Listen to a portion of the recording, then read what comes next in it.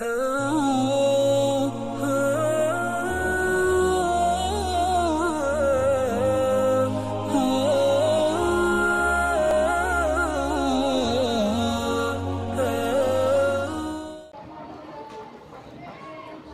in iktasarta 'alal hajari fa 'alaika an tastamila thalathata ahjarin tahiratin munashifatin lil 'aini tamsahu biha mahallan najwi bihaitsu la tantaqilu an-najasah an mawdhi'iha wa kadzalika tamsahu al-qadhiba fi thalathati mawadhi' min hajarin.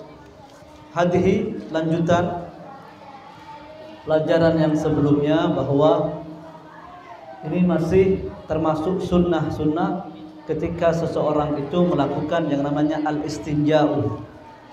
Maka yang namanya istinja kemarin kita bahas bahwa yang namanya istinja yang paling afdal dengan batu dan air. Pakai batu dulu baru air. Derajat yang kedua yang paling afdal istinja itu dengan alma, dengan air.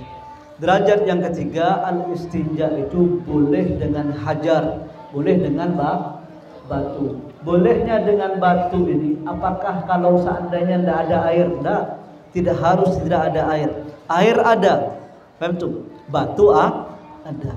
Antum pingin milih salah satunya, boleh apa tidak boleh? Boleh. Cuma kalau antum milih batu, istinja dengan batu, maka ada syaratnya. Kalau tidak terpenuhi syaratnya, maka bagaimana? Harus menggunakan air. Ngerti? Maka kalau tidak harus orang itu kalau istinja bil hajar, kalau tidak ada air, tidak. Walaupun airnya ada, tapi antum pingin menggunakan batu, maka batu itu boleh digunakan istinja dengan syarat. Apa syarat-syaratnya? Ini. Pertama, antastamila salasata ahjarin. Engkau menggunakan 3 batu. Berarti kalau menggunakan 3 batu syarat pada syarat. Maka engkau siapkan 3 batu atau 1 batu tapi ada 3 ujungnya, tidak apa-apa, sama. Ngerti? Antum siapkan 3 batu atau 1 batu tapi 1 batu tersebut memiliki runcing ada 3, maka sama, boleh. Ngerti? Maka di sini harus 3 batu. Artinya 3 batu itu bukan harus 3 biji dah. Yang penting harus ada 3 yang runcing itu. Paham? Maka walaupun 1 batu, maka yang penting runcingnya ada 3, yang di ujungnya itu agak ada yang bagian menonjol 3, maka sudah cukup. Kalau dikatakan salah satu ahjar 3 batu, kalau misalnya ada orang istinja dengan 1 batu saja bersih dia. Misalnya orang kencing, dia pakai 1 batu dibersihkan pakai 1 batu. Subhanallah bersih. Apakah sah istinjanya? Tidak. Kenapa tidak sah? Karena di sini disebutkan salah sah ahjar. Harus 3 batu ini paling sedikit. Ngerti? Siapkan 3 batu paling sedikit. Kalau menggunakan 1 batu atau 2 batu bersih dia, maka tetap harus wajib disempurnakan 3. Berarti paling sedikit 3. Kalau menggunakan 3 ternyata masih ada yang menempel, maka wajib ditambah karena ini paling sedikit. Cari batu lagi untuk yang keempat kali. Kalau dengan yang keempat itu bersih, maka sudah cukup. Tapi kata ulama, kalau genap disunnahkan witir. Disunnahkan diganjilkan. Kalau 4 kan genap, maka antum ambil 1 lagi batu, antum jadikan 5. Antum ada sunnah. Kalau sudah 4 bersih, maka bagaimana? Sunnah untuk menambah 1 batu lagi. Supaya apa? Supaya hitungan batunya ganjil, bukan genap. Ngerti? Kalau antum dengan 6 batu sudah bersih, maka sunnah ngambil 1 batu lagi disempurnakan menjadi ganjil, jadi 7. Ngerti? Yang penting paling sedikit orang itu istinja menggunakan 3 batu. Itu yang pertama. Yang kedua, 3 batu itu bagaimana? Harus tahiratin. Tiga batu itu harus dalam keadaan suci. Maksudnya suci bukan mutanajis. Bukan mutanajis. Apakah ada batu itu diciptakan oleh Allah langsung najis? Kan tidak ada. Ada batu diciptakan oleh Allah langsung najis? Kan tidak ada. Maka asalnya batu itu suci. Cuma karena kejatuhan najis menjadi mutanajis. Maka kalau batu yang mutanajis, batu yang mutanajis, antum menggunakan satu batu istinja. Paham? Kemudian batu tersebut antum letakkan, atau batu tersebut sisa orang istinja sebelumnya. Berarti kan mutanajis itu. Boleh dipakai lagi? Tidak boleh. Karena tidak thahirah, tidak suci lagi. Bagaimana cara mensucikannya? Bersihkan. Kalau antum tak mau cari batu yang lain, batu ini tak apa-apa, tapi bersihkan. Bagaimana cara membersihkan? Bagaimana cara mensucikan sesuatu yang najis? Dengan cara dibasuh. Karena najis ini termasuk najis apa ini? Najis yang mutawassithah. Kalau mutawassithah itu dengan dibasuh, dialirkan air. Paham? Ngerti? Jadi bagaimana cara mensucikan batu yang mutanajis? Kau cuci, kau bersihkan pakai air, dan tidak cukup dengan dikeringkan. Dalam madhab Imam Syafi'i tidak sah, tidak menjadi suci sesuatu yang kena najis dengan cara dikeringkan. Tentu, ente misalnya kena baju ente kena najis, kena air kencing ke, tentu, kena air kencing. Kemudian bagaimana? Ente tak mau nyuci, ana jemur ya, ente jemur. Ente kena kencing nih ente jemur. Ketika sudah kering kena panas matahari ente cium, bau enggak? Enggak ada. Apakah suci? Enggak, mutanajis, masih najis itu. Karena apa? Karena cara mensucikan sesuatu yang najis itu dengan air. Tentu, dengan air. Atau antum angin-anginkan. Ya, angin kuat, baju antum yang kena air, yang kena najis itu antum ini kan. Kena tiup angin. Bersih tuh. Najis itu hilang. Misalnya kena tai ayam misalnya. Ya, nanti gantungan kena angin kuat. Tentu. Maka kena bawa angin, lepas tuh najis tuh. Lepas. Apakah suci? Tidak. Karena sucinya kan sesuatu yang kena najis harus menggunakan yang namanya al-ma. Paham? Ngerti? Jadi kalau ada batu yang mutanajis pernah dipakai orang, atau batu tersebut kena kejatuhan najis, maka batunya mutanajis. Kalau mutanajis sah untuk istinja? Tidak sah. Tidak sah untuk istinja. Kenapa? Karena syaratnya selain batunya harus 3, harus thahirah. Ngerti? Kemudian batu tersebut harus munasyifah, bisa membersihkan terhadap ain. Ain apa ini? Benda kotoran tersebut. Maka al-ain di sini bukan mata. Apa istinja di mata pula? Nah, al-ain di sini maksudnya barangnya, kotorannya. Itu. Kalau dari kita berarti kencingnya kita itu namanya ainun najasah. Kencing itu ainun najasah. Begitu juga kotoran kita ghaid. Paham tuh? Ghaidnya kita orang itu juga dikatakan ainun, dikatakan ainun, bendanya. Paham tuh? Maka kita boleh pakai 3 batu selama 3 batu itu bisa membersihkan daripada kotoran tadi. Maka apakah ada batu yang tidak membersihkan? Ada. Kalau batu itu licin, tak ada kasar-kasarnya. Kalau batu itu licin, bisa nempel kotoran tersebut ke batu tersebut? Tidak. Tambah menyebar ya. Tambah berjalan dia. Maka cari yang agak kasar-kasar dikit. Tapi jangan yang tajam-tajam, enggak bahaya enggak. Ya. Jadi agak kasar-kasar dikit. Jangan terlalu licin. Kayak kaca tuh, kalau kaca tuh tidak bisa digunakan istinja. Makanya tisu tuh boleh. Karena tisu yang kasar tuh, itu bisa enggak membersihkan kotoran tuh? Bisa. Bisa. Ngerti? Maka harus munasyifah yang bisa membersihkan kepada kotoran tersebut, baik kencing atau ghaidnya kita orang. Tamsahu, engkau mengusap. Tamsahu, engkau mengusap biha, dengan ahjar, dengan batu, mahallan najwi, tempat kotoran tadi. Najwi ini kotorannya. Jadi bagaimana? Kau sebenarnya mau basuh macam mana? Kau mau usap bagaimana? Terserah. Ini misalnya kemaluan kita. Misalnya kan lubang kencing sini nih. Lubang kencing sini. Kau ambil batu 3 itu terserah. Kau mau kayak gini kan? 1 Ginean, dua, gini, enggak, terserah.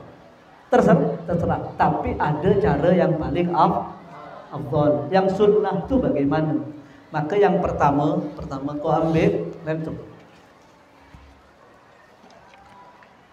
Kau ambil satu batu, kau begini. Ini misalnya lubangnya nih.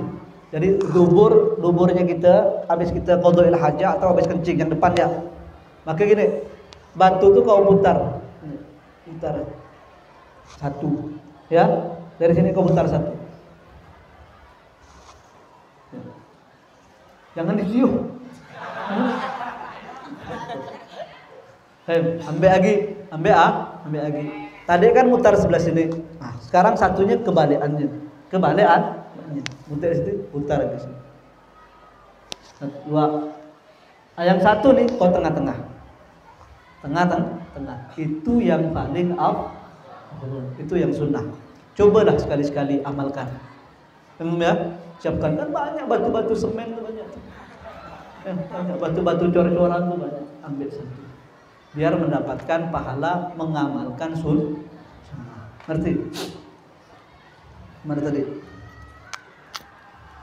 Tamsahu biha mahallan najwi bihaisu, sekiranya engkau masah itu sekiranya tidak yang namanya najasahnya itu tidak pindah. Tapi kalau pindah-pindah kayak kemarin itu. Jadi misalnya gini, ini kencing di sini nih, lubang kencing nih. Ini kepalanya misalnya. Kau kencing, karena sebab berlawanan sama angin, jadi air kencing itu sampai ke batangnya. Itu namanya tantagil, pindah namanya. Pindah. Macam mana kau ambil batu sini? Berapa batu kau habis?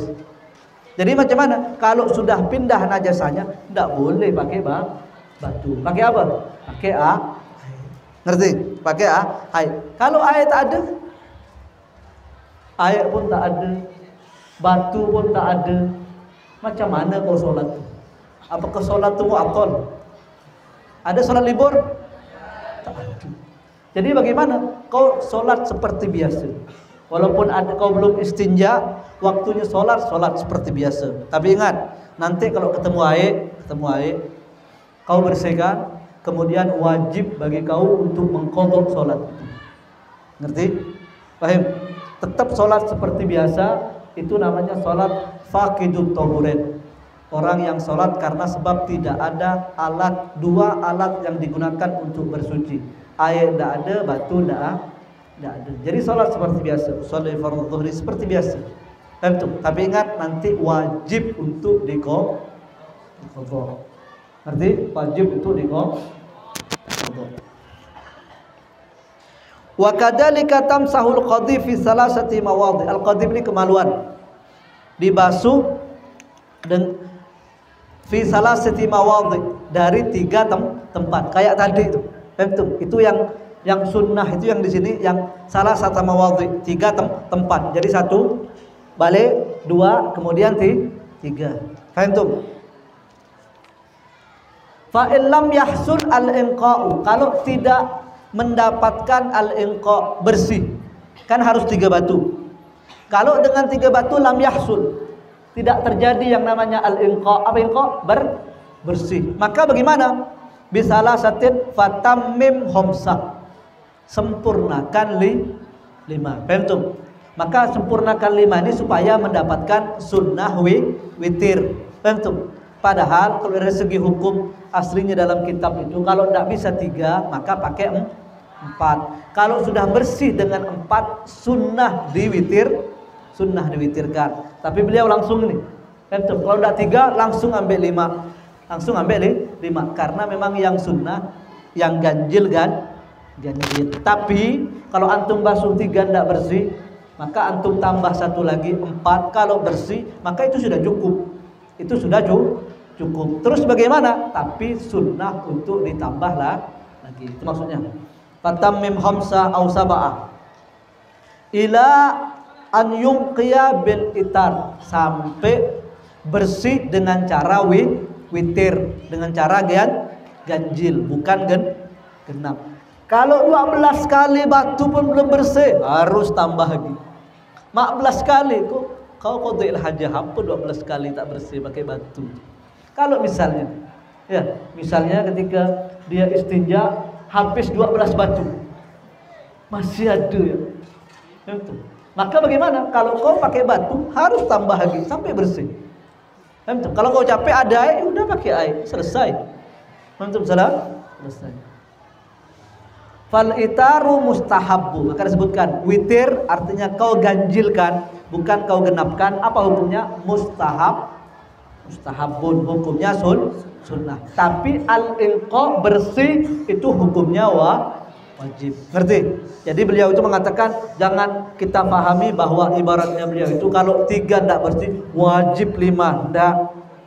Karena apa? Karena beliau setelahnya mengatakan al-itar diganjilkan itu hukumnya sunnah. Tapi ilqa hukumnya wajib. Berarti kalau antum basuh 3 tidak bersih, tambah 1 lagi itu hukumnya wajib. Karena apa? Untuk mencari al-ilqa bersih. Kalau sudah 4 bersih, maka sudah gugur kewajiban itu. Tapi yang disunnahkan ganjil, tambah 1 lagi. Paham ini? Ngerti? Wala tastanji illa bil yadil yusra. Termasuk adab, termasuk sunnah. Kalau sesuatu yang tidak baik, maka istinjanya dengan engkau membersihkan kemaluan kau itu dengan tangan kiri. Karena sesuatu yang tidak baik itu menggunakan tangan kiri. Kalau sesuatu yang baik menggunakan yang sebelah kanan. Maka disebutkan sini. Cuman faedah ini, faedah dari Al-Ustaz Nasihin Nur. Faedah. Orang kalau nguap, kalau dia nguap, kan sunnah untuk ditutup. Sunnah untuk ditutup. Itu nutupnya pakai tangan kanan apa pakai tangan kiri. Kemudian pakai yang atas apa pakai yang bawah. Kiri pakai yang gitu. Sahih? Kata beliau jangan pakai yang kanan. Kenapa jangan pakai yang kanan? Karena yang ini kan nafas ini kan tidak enak baunya. Paham? Jangan pakai yang kanan. Karena kalau kau tutup pakai yang kanan, takutnya nanti kau punya anak, kau punya adik cium tangan sama engkau. Paham tuh? Jangan pakai yang kanan, yang atas jangan. Jangan pakai kanan yang bawah juga ini. Kenapa? Kau gunakan untuk makan. Kau gunakan untuk makan. Juga jangan kau tutup pakai yang bawah. Kenapa? Karena ini untuk kotoran, untuk kau istinja. Untuk kau istinja, tapi gunakanlah yang ini. Betul? Kalau menguap maka tutup pakai ini. Paham? Yang namanya tasawuf menguap itu termasuk perbuatannya syaitan. Syaitan itu mengganggu kita, membuat kita sehingga kita itu tasawuf menguap. Makanya di antara manakibnya Rasulullah, Nabi itu tidak pernah tasawuf. Nabi itu tidak pernah menguap. Karena apa? Syaitan tidak bisa masuk ke tubuhnya Nabi. Makanya kata Al-Walid Al-Habib Salim Syantri, kata beliau cara untuk mencegah kita supaya tidak tasawuf, supaya tidak menguap itu, ketika kita hendak menguap maka ingatlah Nabi itu tidak menguap. Coba ya, ngerti? Nanti kalau antum mau menguap, antum ingat Nabi itu tidak menguap. Maka itu cara yang efektif, kata beliau, bisa dicoba untuk mencegah yang namanya tasawuf. Apa tasawuf itu? Menguap. Tapi ingat, kalau sebelum menguap. Kalau sudah menguap baru ingat, tidak bisa. Harus sebelumnya. Ketika hendak menguap, engkau ingat, renungkan bahwa Nabi itu tidak menguap. Ada cara efektif. Ngerti? Maka sesuatu yang jelek, sesuatu yang tidak baik, maka digunakan yang sebelah kiri. Wala tastanji illa bil yadil yusra. Wa qul, dan katakan, indal faraghi minal istinja, setelah istinja, berarti setelah keluar dari hammam. Atau dalam hammam kau ucapkan dalam hati. Kan tidak boleh berzikir dalam hammam itu, tidak boleh. Maka kalau dalam hati tidak apa-apa. Atau setelah antum keluar dari hammam, antum baca doa ini. Antum waqul, dan katakan indal faraghi, ketika selesai minal istinja. Apa yang antum baca? Allahumma Tahhir qalbi. Ya Allah, bersihkanlah aku punya hati. Karena sebab hati tersebut kalau sudah bersih, maka semuanya akan baik. Semua anggota tubuh itu akan baik. Kita minta kepada Allah hati kita itu dibersihkan. Dari mana kita tahu kalau hatinya bersih? Semua anggota tubuh itu akan baik. Dari hadis Nabi mengatakan inna fil jasadi mudghah idza saluhal jasadu kullu wa idza fasadal jasadu kullu ala wahiya al qalbu. Di dalam tubuh manusia itu ada mudghah, segumpal daging. Yang mana segumpal daging ini kalau dia baik, bersih dia, maka bagaimana? Saluhal jasadu kullu, maka semua anggota tubuh itu akan baik. Akan terjaga matanya dari maksiat, akan terjaga kakinya untuk melangkahkan suatu yang maksiat. Wa idza fasadat, kalau sudah rusak hatinya, maka fasadal jasadu kulluhu, maka semua jasad akan rusak. Apa segumpal daging itu? Maka Nabi mengatakan ala wahiyal qalbi. Kemudian ada ndak amalan biar hati kita tuh bersih selain kita setelah istinja baca ini? Ada. Betul. Pas bulan istighfar, pas bulan Rajab ini bulan istighfar. Dalam hadis disebutkan dalam kitab Jami'us Shaghir, Nabi itu mengatakan ala innal quluba la tafda'u kama sada al hadidu. Kata Rasulullah, hati seseorang itu akan berkarat, akan rusak seperti berkaratnya besi. Itu innal quluba la tasda'u kama sada al hadidu. Hati itu kata Nabi akan rusak seperti rusaknya, akan berkarat seperti karatnya besi. Maka sahabat mengatakan kaifa jala'uha ya Rasulullah, bagaimana cara membersihkan hati yang udah berkarat, hati yang udah kotor? Maka kata Nabi bikasratil istighfari, dengan cara banyak membaca istighfar. Kemudian yang dianjurkan oleh Habib Zain bin Ibrahim bin Sumail dalam kitab An-Nujumuz Zahir, Nujumuz Zahir, di antara amalus salaf, amalnya salaf tentu amal orang-orang soleh terdahulu untuk membersihkan hati mereka, mereka istiqamah membaca 3 surah pagi dan sore. Ma fihin nakaf, tidak ada huruf kaf dalam 3 surah ini. Ente cari huruf kaf tidak ada. Akan tapi wa fihin nakaf, 3 surah ini cukup untuk membersihkan hati orang, hati manusia. Apa yang dibaca? Yang pertama li'ilafi Quraisy. Antum baca habis ini, ingat-ingat ada huruf kaf enggak? Enggak ada huruf kaf itu. Huruf kaf itu enggak. Li'ilafi Quraisy. Kemudian wal asri. Kemudian yang ketiga al-falaq. Surah al-falaq. 3 surah ini tidak ada huruf kafnya dalam ayatnya, akan tetapi faedahnya besar untuk membersihkan hati. Makanya ucapan ulama di situ salah satu warin ma fihin nakaf. Mana ma fihin nakaf? Tidak ada huruf kafnya. Wa fihin nakaf. Dan pada 3 surah ini kafin. Apa kaf? Bukan kaf lagi nih.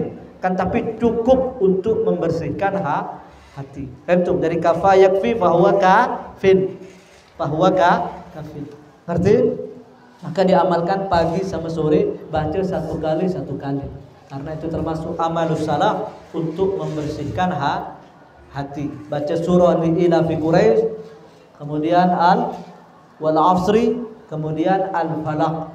3 surah ini baca pagi dan sore untuk membersihkan hati. Selain itu juga untuk membersihkan hati banyak-banyak berdoa. Maka diantaranya ini habis qadha'il hajah kita, imma kita ucapkan dalam hati atau kita baca setelah kita keluar dari hammam. Apa yang kita baca? Allahumma tahhir qalbi minal mana tadi?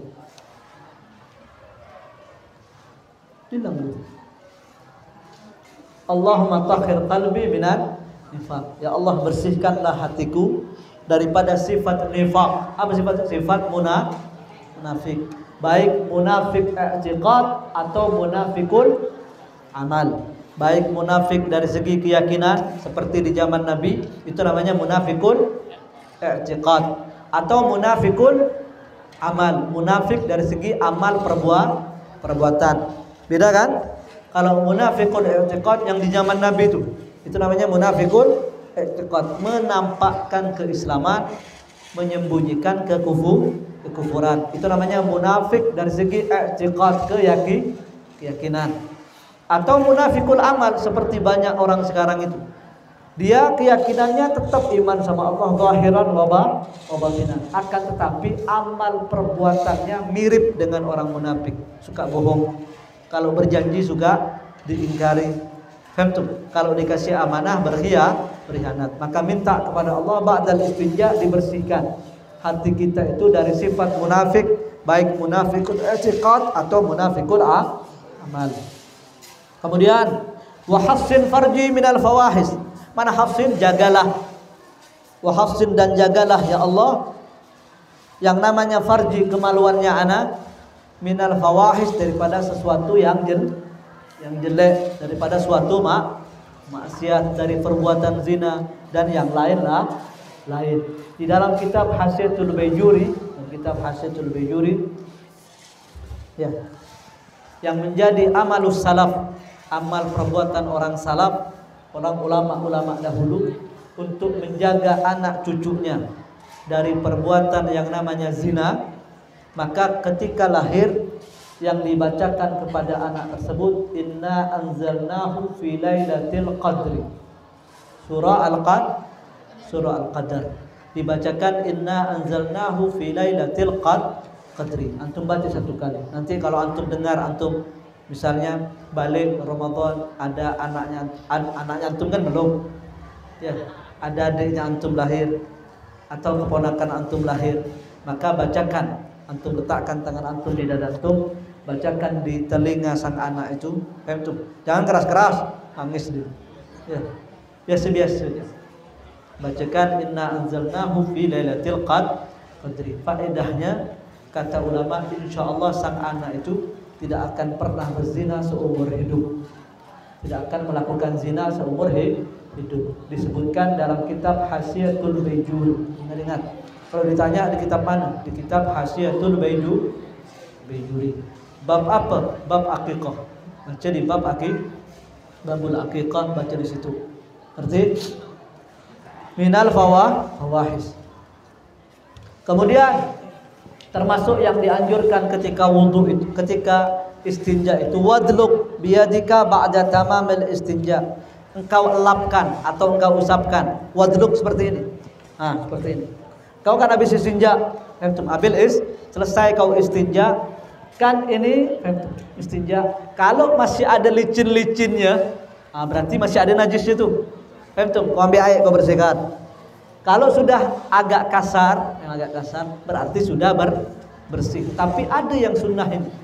Kalau sudah bersih seperti itu, ada nggak yang disunnahkan lagi? Ada. Apa? Wadruk, kau usapkan. Tapi jangan dicoba di pondok nih. Ya, jangan kau coba di hammam-hammam. Mungkin kau nanti istinja di mana. Wadruk, engkau usapkan. Yadaka ba'da tamamil istinja. Selesai istinja, setelah engkau cebok, engkau usapkan kemana? Bil ard, ke tanah. Kan zaman dulu orang kalau istinja kan di tanah, sembunyi di tempat yang agak pojok-pojok sedikit, di bawah pohon kah, maka setelah dia istinja, dia cebok, biar tambah bersih, tambah yakin bersihnya, maka bagaimana? Disunnahkan tangan kiri ya, tangan kirinya setelah istinja dilapkan seperti itu. Itu namanya wadluk. Wadluk, dilapkan ke tanah. Paham? Ngerti? Ada hukumnya sunnah. Kalau di sini jangan. Nanti kalau di hammam pondok tuh jangan, kecuali kau lapkan nanti kau siram. Ngerti ya? Kau bayangkan kalau satu yang masuk berapa itu? Apalagi dilapkan ke dinding itu. Udahlah. Paham? Makanya disediakan kalau bisa, kalau di pondok tak bisa. Ya, kalau di rumah kau siapkan, akan ada tisu itu. Tisu yang untuk WC itu, kita kasar, siapkan tisu itu. Untuk mendapatkan sunnah. Ngerti? Kan ada tisu kasar, tisu WC itu. Jadi habis istinja, kau ambil tisu itu, nanti kau buang ke tempat. Kok di pondok mana ada tisu? Ya. Dibawa ke kamar sama anak-anak. Wadluk bil arad au bihaid, atau di dinding. Jangan ya, jangan coba di pondok ya. Au biha ini kalau kau di luar mungkin. Au biha di tembok. Summa silha, setelah engkau usapkan baru engkau bersihkan. Hadza huwa, semuanya hukumnya sunnah. Ngerti? Tapi kalau kita ngamalkan sunnah, kau pikir-pikir gak? Kau pikir. Jangan kalau di zaman Nabi itu kan, kalau dalam hadis itu, kalau ada orang sholat di masjid, kemudian dia itu mengeluarkan ingus di sini, ya, keluar dahaknya misalnya, itu mau dibuang kemana? Ya, maka kalau yang dianjurkan itu dibuang ke depan, ludah itu buang ke depan. Macam mana yang buang ke depan? Kau bayangkan kau sholat, kau pikir-pikir gak? Jangan kau coba, oh boleh. Nah, itu kalau dulu karena tanahnya itu, karena tempat sholatnya itu tanah, tanah. Jadi bagaimana? Habis sholat tutup timbun pakai tanah. Kalau karpet nih, macam mana? Jadi kadang-kadang sunnah itu perlu kau pikir-pikirkan ya. Jangan tebak-tebak, ya. Nih sunnah nih habis ini, habis WC kau gini-gini kan, habis WC. Antum ngerti? Apa selanjutnya? Babu adabil wudu. Babu adabil wudu. Bab yang membahas tentang adab. Adab itu apa kemarin artinya? Al-amru al-mustahabbu, perkara yang dianjurkan. Itu adab. Kalau ditanya apa itu adab? Adab artinya al-amru al-mustahabbu, perkara yang dianjurkan, baik yang sunnah atau yang wajib. Seseorang ketika melakukan wudu, apa adab-adabnya, apa sunnah-sunnahnya, maka disebutkan pada bacaan ini. Fa idza faraghta minal istinja, kalau engkau selesai daripada istinja, selesai engkau qadha'il hajat, selesai engkau kencing, apa yang kau lakukan? Maka kalau antum ingin melakukan wudu, maka lakukanlah sunnah-sunnah ini. Maka yang pertama, fala tatruk as-siwaka. Minta dia bersiwak. Ya. Fala tatruk as-siwak.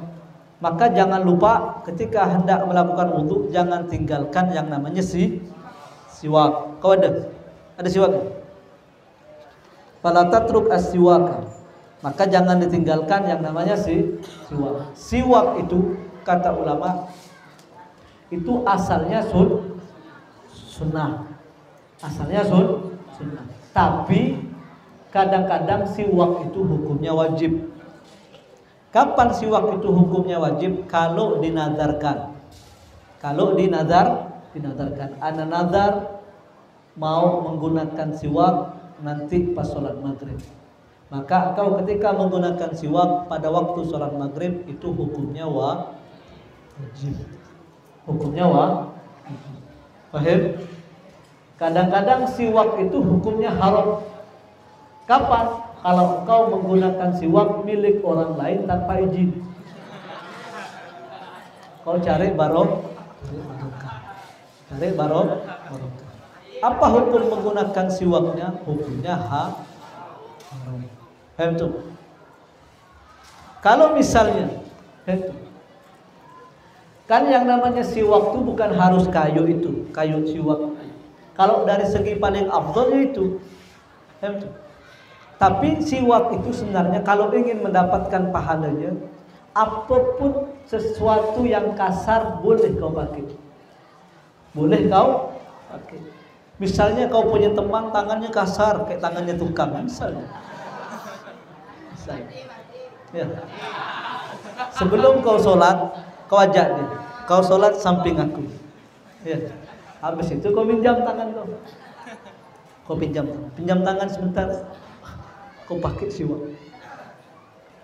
Dapat pahala sunnah, dapat. Yang penting tangannya kasar, tak halus. Paham? Nanti di dalam sebagian kitab ini kalau misalnya kau mau sholat, Pas kau mau sholat, kau misalnya sholatnya safar lah kemana jauh, jalan jauh, kan? Ketika mau sholat, mau takbir, ada tangan orang putus. Ya, ada tangan putus nih. Kau pegang ujung. Najis benda tangan tuh. Tangan manusia najis tak? Enggak, memang tuh kau pegang. Kasar nih. Ya, kasar. Kau ambil.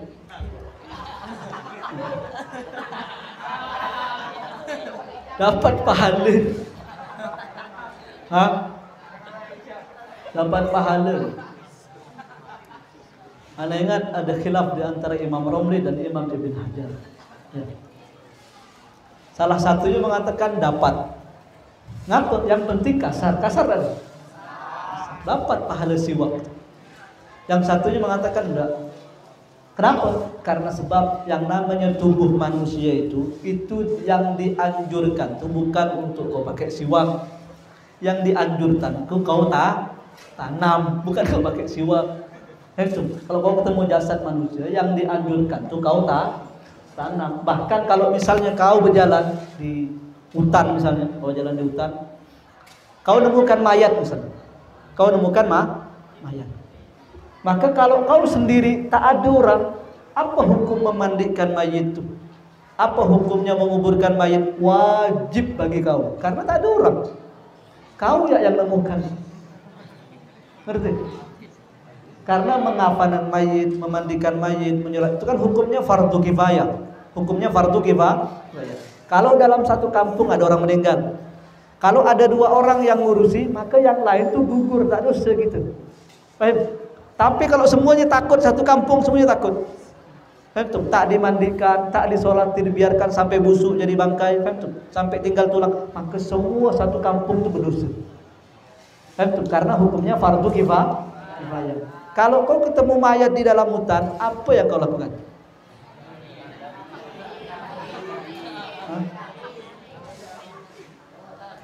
Pertama wajib kau mandikan. Kalau dekat sama air, kau bawa mayat itu ke air.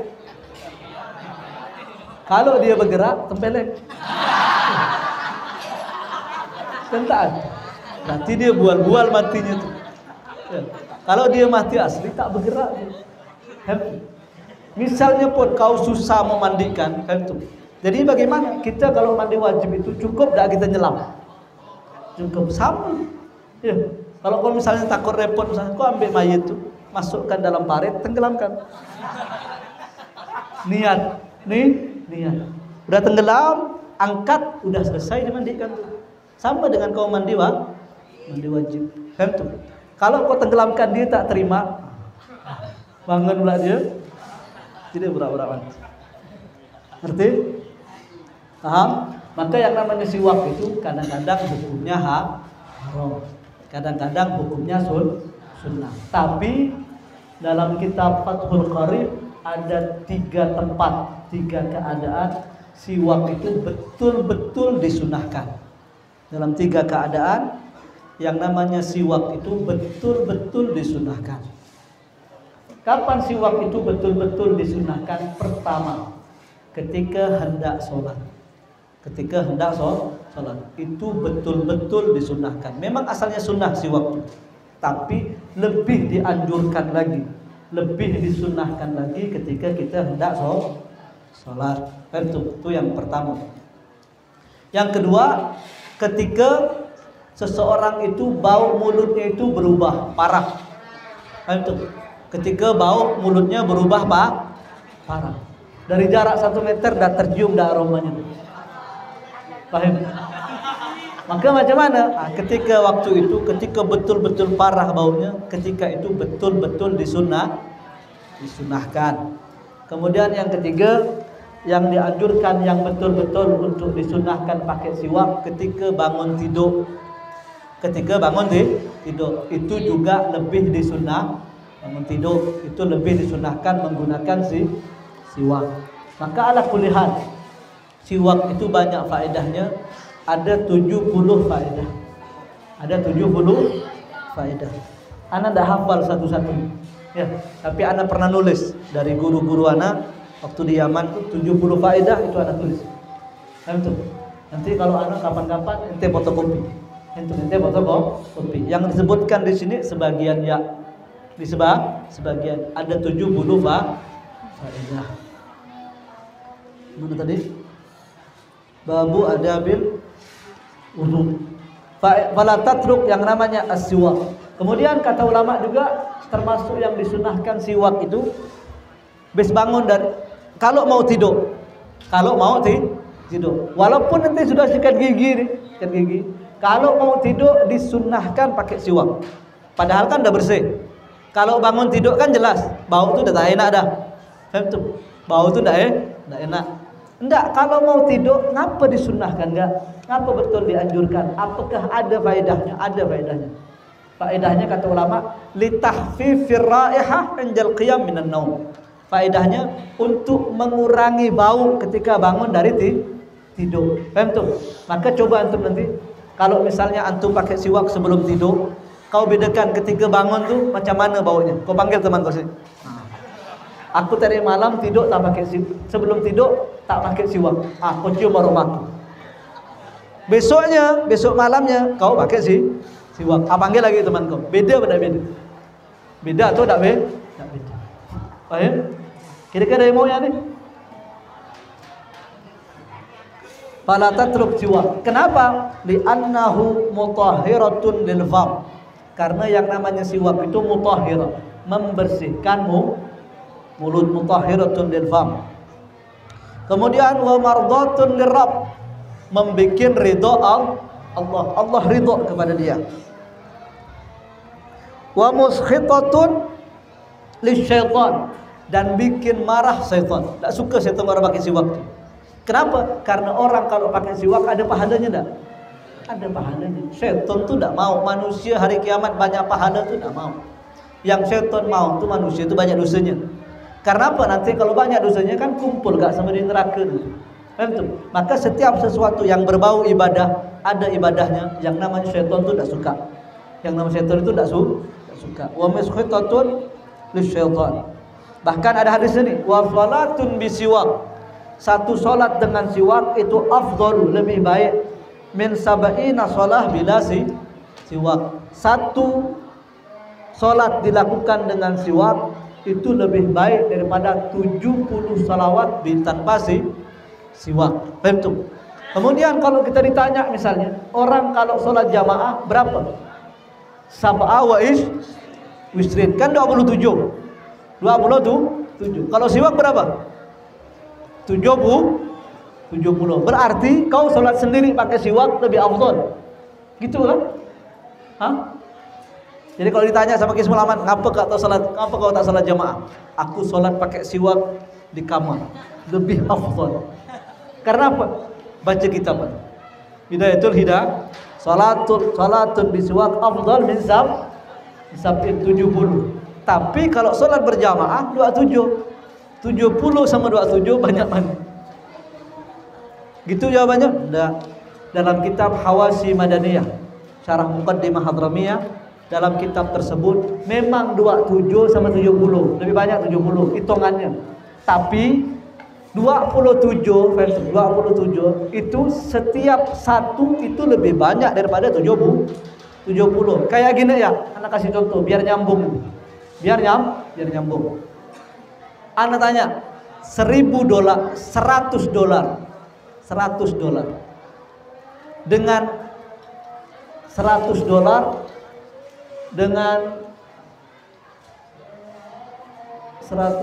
misalnya $100 itu 1 juta lebih. Dengan $1.000, $100 sama $1.000, hitungannya lebih banyak mana? Lebih banyak 1.000. Tapi kalau dihitung-hitung berapa lebih banyak mana? Lebih banyak yang 100. Karena $100 itu 1.400.000. Kalau dolar itu 14.000. Paham tuh? Ngerti? Seperti itulah hitungannya. Ngerti? Jangan kau sama-samakan dah. Itu berarti sholat sendiri pakai siwak itu lebih afdal daripada sholat jamaah di masjid. Karena 70. Enggak, bukan gitu. Gitu. Setiap walaupun 27 itu setiap di antara 1 dan 2 itu lebih tinggi daripada 70. daripada 70. Sama dengan hitungan duit tadi, 1.000 rupiah. Ini 1.000 banyak ini. 1.000 banyak. Sama dengan 100 dolar. 100 dikit. 100 dikit. Tapi kalau dikalkulasi, dihitung betul-betul, lebih banyak mana? Jauh. Karena 100 dolar itu 1.400.000. Kalau 1.000 rupiah, 1.000 sama 1.400.000, lebih banyak mana? Begitulah bandingannya. Paham? Jangan salah-salah, jangan tebak-tebak kau nanti ya. Nanti kau habis sholat ini, habis taklim ini, oh berarti kalau sholat pakai siwak itu lebih afdal dari sholat jamaah. Enggak. Bukan hitungan seperti itu. Ngerti? Wa salatun bi siwaki afdalun min sab'ina shalah bila siwak. Wa ruwiya an Abi Hurairah radhiyallahu taala anhu wallahu ta'ala a'lam bisawab.